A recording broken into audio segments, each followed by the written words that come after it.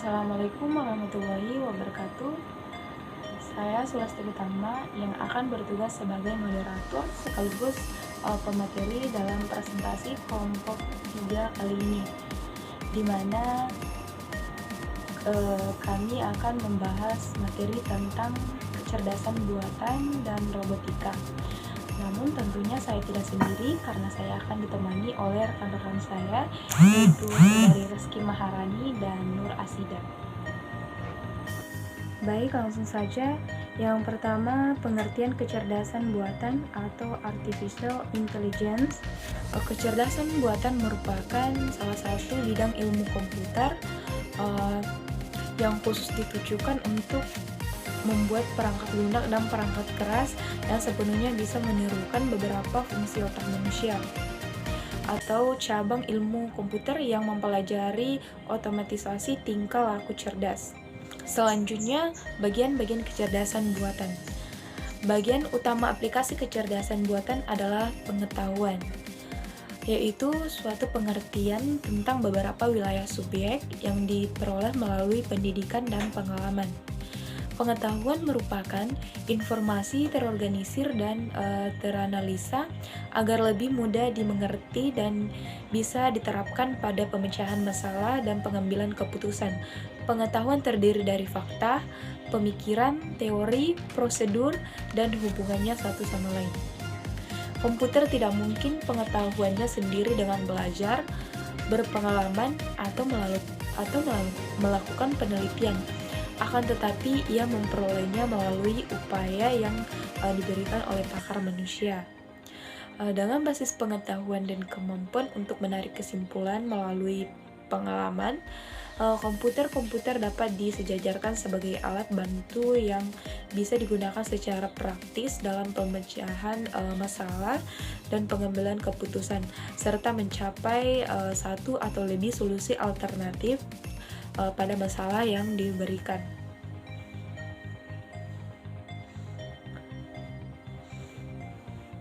Selanjutnya, bidang-bidang teknik kecerdasan buatan diantaranya adalah yang pertama, sistem pakar, kedua, robot, ketiga, logik smart, keempat, jaringan syaraf, kelima, pengelolaan bahasa alami, keenam, pengolahan citra. Selanjutnya yaitu faktor pendorong perkembangan kecerdasan buatan. Adapun beberapa faktor yang mendorong perkembangan kecerdasan buatan. Yang pertama, pesatnya perkembangan teknologi perangkat keras. Yang kedua, pengembangan perangkat lunak kecerdasan buatan. Ketiga, perkembangan khusus komputer pribadi, personal komputer atau biasa disebut dengan PC. Keempat, turut andilnya para investor dalam mendanai penelitian dan pengembangan teknologi kecerdasan buatan. Untuk pemaparan materi selanjutnya akan dipaparkan oleh Saudari Reski Maharani. Selanjutnya, dipersilakan.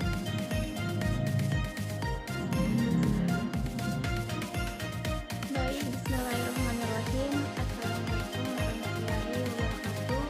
Perkenalkan, nama saya Reski Maharani dengan NIM 22044111391. Di sini saya akan melanjutkan materi mengenai cara kerja kecerdasan buatan. Baik, secara umum, artificial intelligence bekerja dengan dapat menemukan cara menggabungkan kumpulan data atau big data dengan ilmu komputer sehingga pada akhirnya kita pemecahan akan suatu masalah.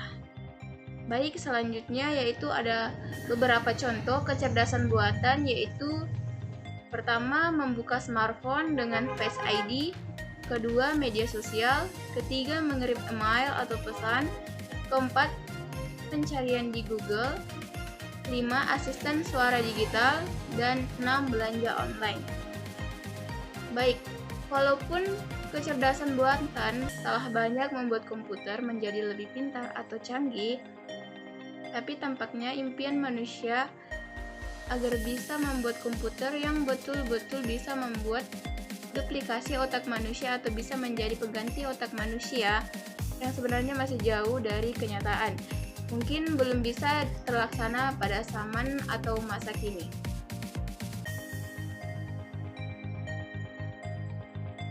Selanjutnya itu adalah robotika,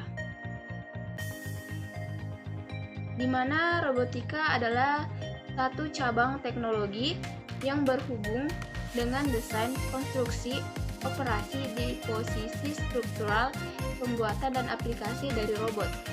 Robotika terkait dengan ilmu pengetahuan bidang elektronika, mesin, mekanika, dan perangkat komputer. Baik, sekian dari saya. Selanjutnya akan dilanjutkan oleh Nur Asida. Assalamualaikum warahmatullahi wabarakatuh. Perkenalkan, nama saya Nur Asida dari kelas 1J dengan NIM 22044111394. Nah, di sini saya sebagai selaku pemateri ketiga. Nah, saya akan menjelaskan sistem robot. Nah, sistem robot dalam dunia robotika meliputi Pituamon 2006. Nah, di sini terdiri dari yang pertama itu sistem controller. Nah, yang kedua itu mekanik robot. Nah, sistem akumulator. Nah, terus sistem roda dan juga ada sistem tangan dan sistem kaki. Nah, selanjutnya itu ada bahan dasar robot. Nah, berikut ini adalah bahan-bahan yang biasanya kita gunakan pada sebuah robot.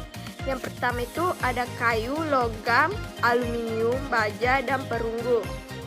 Nah, di sini juga ada konsep dasar robotika. Berikut beberapa bagian dasar yang harus ada pada robot agar dapat menjalankan tugasnya dengan baik. Nah, yang pertama itu memiliki sensor.